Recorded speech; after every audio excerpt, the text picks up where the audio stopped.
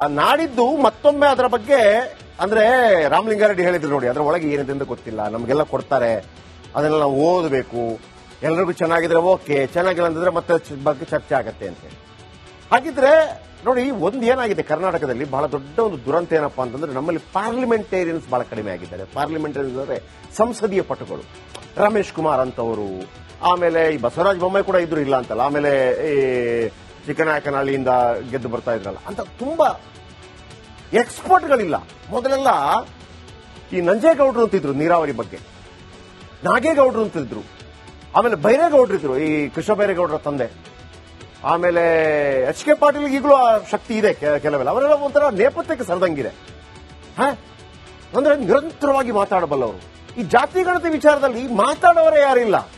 ಈಗ ಆ ಒಂದು ಕಾಲದಲ್ಲಿ ಒಂದು ಫ್ರಂಟ್ ರಾ ಇತ್ತು ಕಣ್ರಿ, ಅಲ್ಲಿ ಜೆಡಿಎಸ್ ಜನತಾ ಪರಿವಾರದ ಪಿತಾಮಹಗಳು ಕೂತಿರೋರು, PGR ಸಿಂಧ್ಯಾ, ಇವರೆಲ್ಲ ಎಂತ ಬ್ರಿಲಿಯಂಟ್ಗಳು ಅಂತಂದ್ರೆ, ಈ PGR ಸಿಂಧ್ಯಾ ಎಲ್ಲ ಈ 4 ಬಸ್ಗಳನ್ನ ಅಲ್ಲಿ ಈಶಾನ್ಯ ವಾಯವ್ಯ ಅದೆಲ್ಲ ಮಾಡಿ ಅದನ್ನ ಒಂದು ತಹಬದಿಗೆ ತಂದವರು ಅಂತವರೆಲ್ಲ, ಅವರೆಲ್ಲ ಪಾಪ ನೋಡಿ ನೇಪಥ್ಯಕ್ಕೆ ಸರಿದೋಗ್ಬಿಟ್ರು, ಇಲ್ಲ ಅವರೆಲ್ಲ ಈಗ. ಅಂಥದ್ರಲ್ಲಿ ಅತಿ ಬುದ್ಧಿವಂತ ಅಂತ ಯಾರಿದ್ರು ಅದು ಸಿದ್ದರಾಮಯ್ಯನವರು ಮಾತ್ರ. ನೀವು ಪಕ್ಕಕ್ಕಿಡಿ ಮಾತಾಡಿ, ನಾನು ಕರ್ನಾಟಕದ ವಿಚಾರ ಬಗ್ಗೆ ಮಾತಾಡ್ತಾ ಇದ್ದೆ. ಒಂದು ಅಧಿಕೃತವಾಗಿ ಮಾತಾಡಬಲ್ಲಂತವರು, ನಿರರ್ಗಳವಾಗಿ ಮಾತಾಡಬಲ್ಲಂತವರು, ಅಂಕಿ ಅಂಶಗಳನ್ನಿಟ್ಟು ಮಾತಾಡಬಲ್ಲಂತವರು. ಸಿದ್ದರಾಮಯ್ಯ ಮಾತಾಡಿದ್ರೆ ಎದುರುಗಡೆ ಯಾರು ನಿಂತ್ಕೊಳ್ಳೋದಿಲ್ಲ ರೀ. ನಾನು ನೋಡಿದ್ದೀನಿ, ಅವ್ರ ಆಡಳಿತ ಪಕ್ಷದಲ್ಲಿದ್ದಾಗ ವಿರೋಧ ಪಕ್ಷದಲ್ಲಿದ್ರು ಒಮ್ಮೆ ಆಡಳಿತ ಪಕ್ಷ ಬಿಜೆಪಿ, ನಾನು ಆ ಸಚಿವರ ಹೆಸರು ಹೇಳೋದಿಲ್ಲ, ಯಾವುದೋ ಒಂದು ವಿಚಾರಕ್ಕೆ ಎದ್ದು ನಿಂತುಬಿಟ್ರಪ್ಪ. ನಾನು ಕವರ್ ಮಾಡ್ತಾ ಇದ್ದೆ, ಯಾವುದೋ ಒಂದು ವಿಚಾರಕ್ಕೆ ಎದ್ದು ನಿಂತುಬಿಟ್ರು. ಆಗ ಸಿದ್ದರಾಮಯ್ಯ ಎದ್ಬಿಟ್ಟು ಅಂದ್ರೆ ಅವರು ಏಕವಚನದಲ್ಲಿ ಕರೆಯೋದು ಆ ವ್ಯಕ್ತಿಯನ್ನ, ಬೇಡ ಯಾರು ಅಂತ, ನಿನ್ನ ಇಲಾಖೆಗೆ ಈ ಬಾರಿ ಎಷ್ಟು ದುಡ್ಡು ಬಂದಿದೆ ಗೊತ್ತಾ ತಂದ್ರು ಅಷ್ಟೇ. ಆ ಸಚಿವ ಕಕ್ಕಾಬಿಕ್ಕಿ ಆಗ್ಬಿಟ್ಟ. ಇವ್ರು ಹೆಂಗೆ ಹೇಳಿದ್ರು ಅಂತಂದ್ರೆ, ನಿನ್ನ ಇಲಾಖೆಗೆ ಈ ಬಾರಿ dash dash dash dash dash dash 385 ಪೈಸೆ ಎಷ್ಟು ಅಂತ ವಾಪಸ್ ಕೇಳಿದ್ರು. ಆ ಸಚಿವ ಕುತ್ಕೊಂಡ್ಬಿಟ್ಟ. ನಾನು ಅದನ್ನ ಹೇಳ್ತಿರೋದು ಅವ್ರ ಗ್ರೇಟ್. ಮತ್ತು ಇಂಥ ಒಂದು 25 ಜನ ಆದ್ರೂ ಬೇಕು ನಮಗೆ ಕರ್ನಾಟಕದಲ್ಲಿ, ಬಿಜೆಪಿಯಲ್ಲಿರಲಿ, ಕಾಂಗ್ರೆಸ್ ಅಲ್ಲಿರಲಿ, ಜೆಡಿಎಸ್ ಅಲ್ಲಿ ಎಲ್ಲ ಇದ್ರಿ. ಹಾಗಾಗಿ ನಾನು ಹೇಳಿದ್ರಲ್ವಾ, ಒಬ್ಬ ಸಿದ್ದರಾಮಯ್ಯ ಲಿಂಗಾಯತರನ್ನ 3ನೇ ಸ್ಥಾನಕ್ಕೋ ಒಕ್ಕಲಿಗರನ್ನ 4ನೇ ಸ್ಥಾನಕ್ಕೋ ತೋರಿಸುವಂತ ಒಂದು ಜಾತಿ ಗಣತಿ ಮಾಡೋದಕ್ಕೆ ಸಿದ್ದರಾಮಯ್ಯನವರು ಬರಬೇಕಾಗಿತ್ತ? ಅಥವಾ ಅದುವೇ ಅವರ ಪರಮ ಗುರಿ ಆಗಿದ್ರೆ ಸಿದ್ದರಾಮಯ್ಯನವರನ್ನ ಗೌರವಿಸೋಕ್ಕಾಗತ್ತಾ? ನಿಮ್ಮ ಉದ್ದೇಶ ಏನ್ರಿ, ದೇಶದ ರಾಜಕಾರಣ ಮಾಡ್ತಾ ಇದ್ರಿ ಅಂತಲೇ ಹೇಳ್ಬೇಕಷ್ಟೇ. ಆದ್ರೆ ಒಂದು ವಿಚಾರ ನೆನಪಿಟ್ಕೊಳ್ಳಿ ವೀಕ್ಷಕರೇ, ನಾನು ಕೇಳ್ತಿರೋದು, ನನಗನಿಸ್ತಾ ಇರೋದು, 816 ಹಿಂದುಳಿದ ವರ್ಗದ ಜಾತಿಗಳು ಸಿಕ್ತಲ್ವ ನಿಮಗೆ? 816 ಸಿಕ್ಕಿದೆ. ಅದರಲ್ಲಿ 464 ಜಾತಿಗಳು ಯಾರು ಅಂತಲೇ ಗೊತ್ತಿಲ್ಲ. ಅವರು ಅತಿ ಹಿಂದುಳಿದ ವರ್ಗ, ಅವ್ರಿಲ್ಲಿ ಸಾಯ್ಬೇಕು, ಅವ್ರಿಗೇನಾದ್ರೂ ಬೇಕಲ್ಲ, ಅವ್ರಿಗೇನಾದ್ರೂ ಸಿಗಬೇಕು ಅಂತಂದ್ರೆ ಅವ್ರದ್ದೊಂದು ಅಂಕಿಅಂಶಗಳು ಬೇಕಲ್ಲ. ನಿಮ್ಗೆ 10 ಕೆಜಿ ಅಕ್ಕಿ ಸಿಗಬೇಕು ಅಂತಂದ್ರೆ ಒಬ್ಬ ಬೇಕಲ್ಲ, ಯಾರೋ ಒಬ್ಬ, ನನ್ನಲ್ಲೊಬ್ಬ ಮಗ ಇದ್ದಾನೆ, ಅವನಿಗೆ 10 ಕೆಜಿ 5 ಕೆಜಿ ಕೊಡಿದ್ರೆ 5 ಕೆಜಿ ಮತ್ತು 170 ರೂಪಾಯಿ. ನನ್ಗೊಂದೇ ಕನ್ಸರ್ನ್ ಇರೋದು, ಆ 464 ಅತಿ ಹಿಂದುಳಿದ ವರ್ಗದ ಅವರು ಯಾರು? ನೀವು ಲಿಂಗಾಯತರು ಮತ್ತು ಅದಲ್ಲ, ಅವರಿದಾರಲ್ಲ, ಅದು ಕರ್ನಾಟಕದ ಮಂದಿ, ಕನ್ನಡಿಗರು. ಅವರನ್ನ ನೀವು ಒಟ್ಟಾರೆ ಎಲ್ಲೋ ಬಸ್ ಸ್ಟ್ಯಾಂಡ್ ಅಲ್ಲಿ ಬಿಟ್ಟೋದಂಗೆ, ಮಾರ್ಕೆಟ್ ಅಲ್ಲಿ ಬಿಟ್ಟೋದಂಗೆ, ಕುಂಭಮೇಳದಲ್ಲಿ ಬಿಟ್ಟೋದಂಗೆ ಬಿಟ್ಟೋಗಕ್ಕಾಗಲ್ಲ. ಅದೊಂದು ಗಣನೆಗೆ ತಗೊಳ್ಬೇಕಾಗತ್ತೆ. ಕುಂಭಮೇಳ ಅಂತಂದ್ರೆ ಮೊದಲೆಲ್ಲ ಹಂಗಿತ್ತಲ್ವಾ, ಈಗಲೂ ಇದೆ ಕೆಲವೆಲ್ಲ, ಅಂದ್ರೆ ಅಲ್ಲಿ ಸಿಗೋದಿಲ್ಲ ವಾಪಸ್ ಅಂತೇಳಿ. ಈಗ ನೆಟ್ವರ್ಕ್ ಎಲ್ಲ ಬೇರೆ ವಿಚಾರಗಳು ಬೇರೆ ಇದೆ. ಮೊದಲೆಲ್ಲ ಹಂಗೆ ಬಿಟ್ಟು ಹೋಗ್ತಾ ಇದ್ರು, ಅಥವಾ ಅಣ್ಣ ತಮ್ಮಂದ್ರು ಬೇರೆ ಬೇರೆ ಆಗ್ತಾ ಇದ್ರು. ಪಿಕ್ಚರ್ ಎಲ್ಲ ನೋಡಿದೀವಿ, ಅದಕ್ಕೆ ಕೇಳಿದ್ರೆ ನಾನು.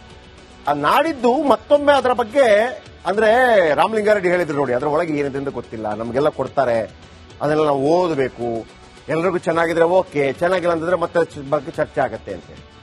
ಹಾಗಿದ್ರೆ ನೋಡಿ, ಒಂದು ಏನಾಗಿದೆ ಕರ್ನಾಟಕದಲ್ಲಿ ಬಹಳ ದೊಡ್ಡ ಒಂದು ದುರಂತ ಏನಪ್ಪಾ ಅಂತಂದ್ರೆ, ನಮ್ಮಲ್ಲಿ ಪಾರ್ಲಿಮೆಂಟೇರಿಯನ್ಸ್ ಬಹಳ ಕಡಿಮೆ ಆಗಿದ್ದಾರೆ. ಪಾರ್ಲಿಮೆಂಟೇರಿಯನ್ಸ್ ಅಂದ್ರೆ ಸಂಸದೀಯ ಪಟುಗಳು, ರಮೇಶ್ ಕುಮಾರ್ ಅಂತವರು, ಆಮೇಲೆ ಈ ಬಸವರಾಜ ಬೊಮ್ಮಾಯಿ ಕೂಡ ಇದ್ರು, ಇಲ್ಲ ಅಂತಲ್ಲ, ಆಮೇಲೆ ಈ ಚಿಕ್ಕನಾಯಕನಹಳ್ಳಿಯಿಂದ ಗೆದ್ದು ಬರ್ತಾ ಇದ್ರಲ್ಲ ಅಂತ ತುಂಬಾ ಎಕ್ಸ್ಪರ್ಟ್ಗಳಿಲ್ಲ. ಮೊದಲೆಲ್ಲ ಈ ನಂಜೇಗೌಡರು ಅಂತಿದ್ರು ನೀರಾವರಿ ಬಗ್ಗೆ, ನಾಗೇಗೌಡರು ಅಂತಿದ್ರು, ಆಮೇಲೆ ಬೈರೇಗೌಡರು ಇದ್ರು, ಈ ಕೃಷ್ಣ ಬೈರೇಗೌಡರ ತಂದೆ, ಆಮೇಲೆ ಎಚ್ ಕೆ ಪಾಟೀಲ್ ಈಗಲೂ ಆ ಶಕ್ತಿ ಇದೆ ಕೆಲವೆಲ್ಲ. ಅವರೆಲ್ಲ ಒಂಥರ ನೇಪಥ್ಯಕ್ಕೆ ಸರಿದಂಗಿದೆ. ಅಂದ್ರೆ ನಿರಂತರವಾಗಿ ಮಾತಾಡಬಲ್ಲವರು. ಈ ಜಾತಿ ಗಣತಿ ವಿಚಾರದಲ್ಲಿ ಮಾತಾಡೋರೇ ಯಾರಿಲ್ಲ.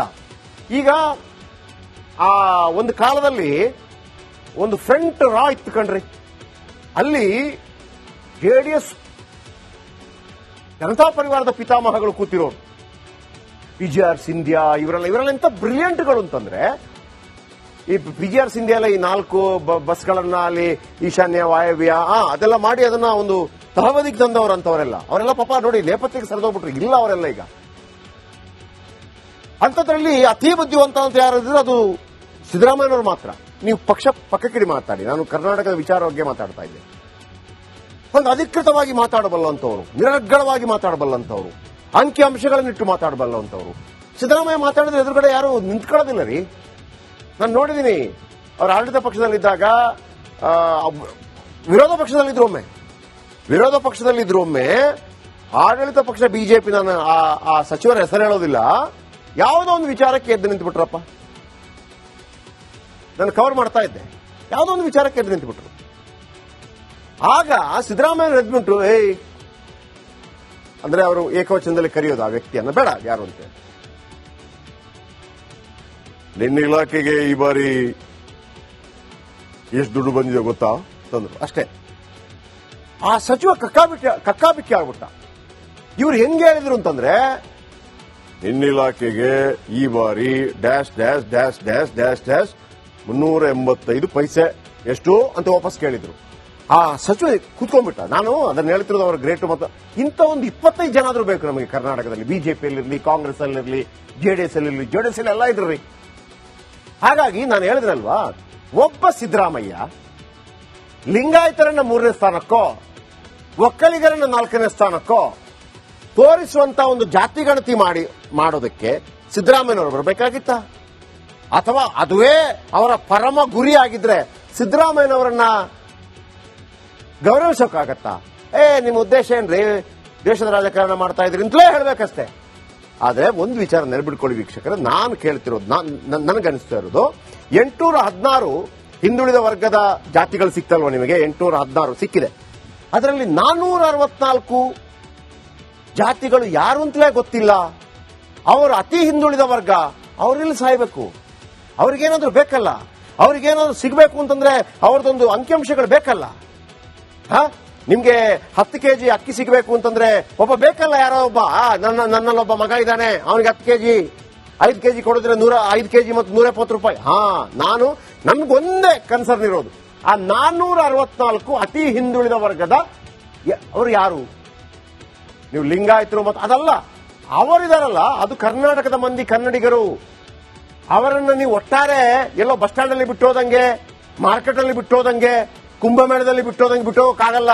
ಅದೊಂದು ಗಣನೆಗೆ ತಗೊಳ್ಬೇಕಾಗತ್ತೆ. ಕುಂಭಮೇಳ ಅಂತಂದ್ರೆ ಮೊದಲೆಲ್ಲ ಹಂಗಿತ್ತಲ್ವಾ, ಈಗಲೂ ಇದೆ ಕೆಲವೆಲ್ಲ.